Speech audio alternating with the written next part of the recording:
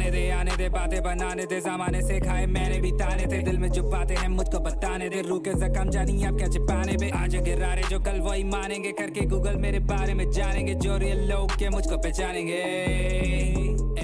So basically at the age of 8 मैंने अपनी पहली पोइट्री लिखी थी जिसका नाम था अनजाना चेहरा, और it was a very big thing for me because by then मैं स्कूल भी नहीं जाता था उस टाइम पे। मैं स्कूल नहीं जाता था, I was like at home, I was being home school by then. और फिर जब मैं स्कूल गया और फिर जब हमारे स्कूल की जर्नी मेरी कंप्लीट होने वाली थी और जब फेयरवेल आई तो उसके लिए हमें 2 दिन में कुछ प्रिपेयर करना था, तो मैंने एक पोइट्री लिखी कॉल्ड स्कूल की कहानी। और उस ज़माने में गाना आया हुआ था वडेरे का बेटा अली गुल पीर का, I was highly obsessed with him. तो मैंने सोचा यार चलो इस पोइट्री को ना उसी तरीके से कन्वर्ट करके परफॉर्म कर देते, क्योंकि कुछ परफॉर्म करने के लिए नहीं था। मैंने जिनकी वजह से लिखना स्टार्ट किया दैट वाज अली गुल पीर एंड यंगस्टर्स, तो इनकी वजह से मैंने लिखना स्टार्ट किया।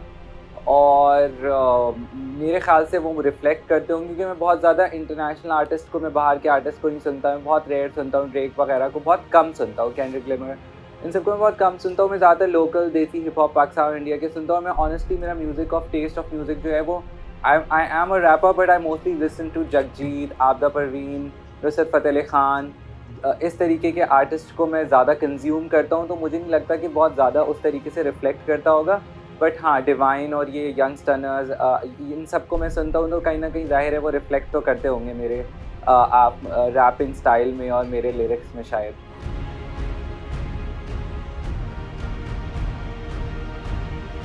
अभी मेरी एक EP चल रही है which is called socially impaired, जिसके अब तक the 8 song has just release recently Hustler, और उसका 1 या 2 गाने और रह गए हैं जो मुझे रिलीज़ करने हैं। बेसिकली द EP या द मिनी एल्बम जिसे कहते हैं, इट्स अबाउट कि जैसे मैं हूँ विजुअली इम्पेयर्ड, तो इट्स नॉट जस्ट मी जो कि किसी तरीके से इम्पेयर्ड है या हैंडीकैप्ड है।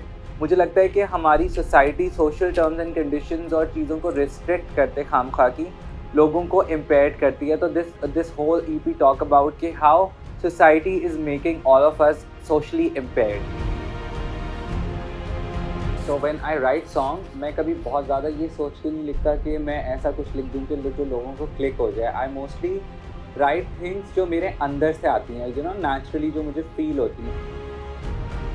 Basically as a child I was very introvert, और क्योंकि मुझे मेरी जो आई कंडीशन है it is not complete, I am not completely blind, I am partially blind. But बचपन में हमें ये सब नहीं पता था।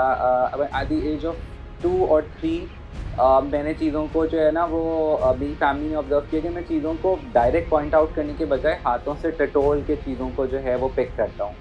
तो फिर मेरा चेकअप हुआ, फिर डॉक्टर ने कहा कि भाई इनके आई बॉल्स जो हैं वो मूव करते हैं because he is very weak, तो जैसे ये एज ही ग्रो अप मेरी इनकी आई साइट जो है वो बेहतर हो जाएगी और इंशाल्लाह ही विल बी फाइन, तो कोई ऐसा बड़ा मसला नहीं है।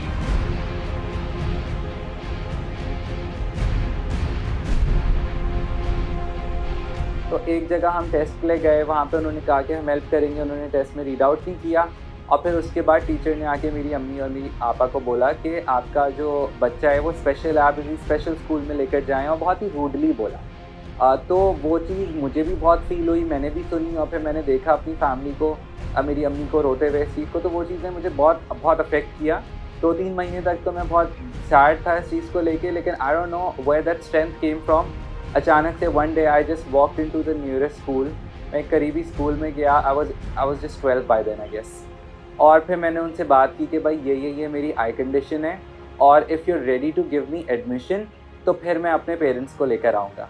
तो उन्होंने मुझसे कहा कि अगर आप कभी स्कूल नहीं गए ज़िंदगी में तो आप जो है वो अंग्रेज़ी कैसे बोल पा रहे हो। मैंने कहा because my sisters and mother has home schooled me. और उसके बाद उन्होंने कहा कि मेरी पूरी करियर में एक पहला ऐसा बच्चा है जो अपने एडमिशन की बात करने खुद आया है, वो भी अकेला।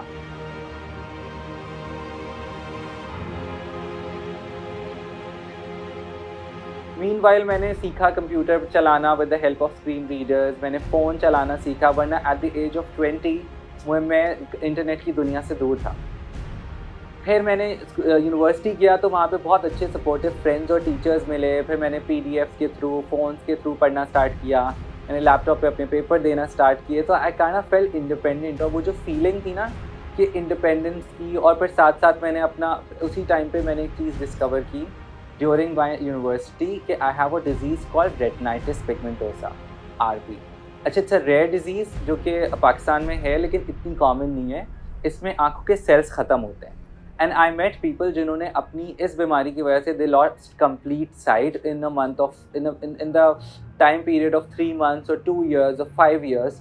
तो मैं उसके बाद बहुत डर गया क्योंकि हमें तो अब तक ये लगता था कि मेरी आई साइट एक ना एक दिन ठीक हो जाएगी। And I was holding on to that time कि जब सब कुछ सही हो जाएगा तब मैं स्टार बनूंगा, तब मैं म्यूज़िक रिलीज़ करूँगा, then I will do everything, I will go on television, I will act, I will host and blah blah. लेकिन यू नो मेरी लाइफ बिल्कुल चेंज हो गई थी and that was for the first time जब I felt helpless.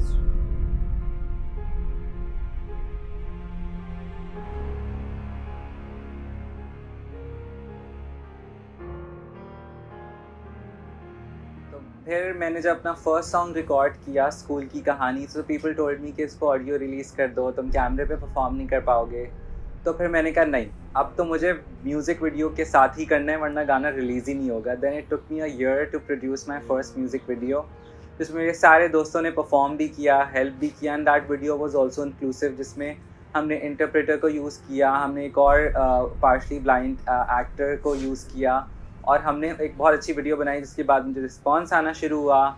I started getting calls from TV channels, मैंने बहुत सारे टीवी इंटरव्यूज़ किए, मैं न्यूज़पेपर में मेरे इंटरव्यूज़ छपे, और मुझे एवेंचुअली वो फेम और वो अटेंशन मिलना स्टार्ट हो गई जो मुझे बचपन से हमेशा चाहिए थी। बट मसला ये था कि बचपन में जो है it was all television, but जब मेरा गाना आया इट वाज ऑल इंटरनेट। तो टीवी वगैरह पे तो हर जगह चीज़ें चल रही थी, but it was not converting digitally, it was not getting me followers and subscribers. तो मैंने अब तक जो है अल्हम्दुलिल्लाह मैंने तकरीबन 3 म्यूज़िक वीडियोज़ शूट की हैं, मैंने कोई 12 to 15 सॉन्ग्स अभी तक रिलीज़ किए हैं।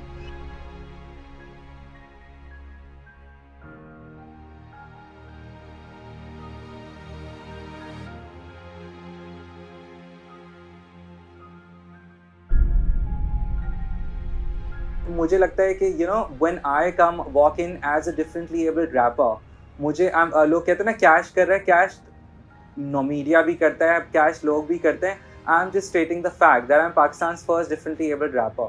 सो I really want to make big. मुझे वो सारे बड़े बड़े प्लेटफॉर्म्स पे काम करने हैं, from Coke Studio to Nescafe Basement, और मुझे इंटरनेशनल आर्टिस्ट के साथ कोलैबोरेट करने as an artist. Listen to your inner voice, क्योंकि you know when you do something, when you create something, people tell you यार वैसे कर लो, यार वो हसन रहीम का वो क्लिक हो गया, या यंगस्टर्स का वो क्लिक हो गया, वैसे कर लो। But do not listen to people, listen to your inner voice. मैंने भी यही किया है, you know, try to travel a less travel path, क्योंकि जो कन्वेंशनल रास्ते हैं जो जिस पे लोग कहते हैं यूँ कर लो यूँ कर लो यूँ कर लो, जो रोड मैप्स लोग आपको देते हैं ना, उन रास्तों पे कुछ बचा नहीं है। जो लोग उन रास्तों से गुजर चुके हैं वो वहाँ से सब कुछ लेके जा चुके हैं, वो रास्ते खाली हैं। So you have to make your own path and do not look around कि लोग मोटिवेट करेंगे। You have to find your inner motivation। जब मैं लोगों को बोलता हूँ ना, लोग people come around and tell me कि oh my god you're so inspiring, I just tell them don't be inspired, don't see me as a hero, as a role model, try to embrace your own hero, क्योंकि हम सबके अंदर एक hero होता है। We just need to find that hero, उसे तराशना है और embrace करने की ज़रूरत है। So do not give up। I know it's very difficult, लेकिन अगर आप में वो टैलेंट है, और आपके टैलेंट से ज़्यादा अगर आप में वो कंसिस्टेंसी, वो पैशन, वो पागलपन है ना, उस पागलपन को बढ़ा दो, because it will take you somewhere. लोगों से और सोसाइटी से एक्सपेक्ट नहीं करो, क्योंकि यू नो ये सारी चीज़ें अल्लाह की तरफ से आती हैं और आपकी अपनी मेहनत और कोशिश पूरी रखनी है। सो यू नो लगे रहो।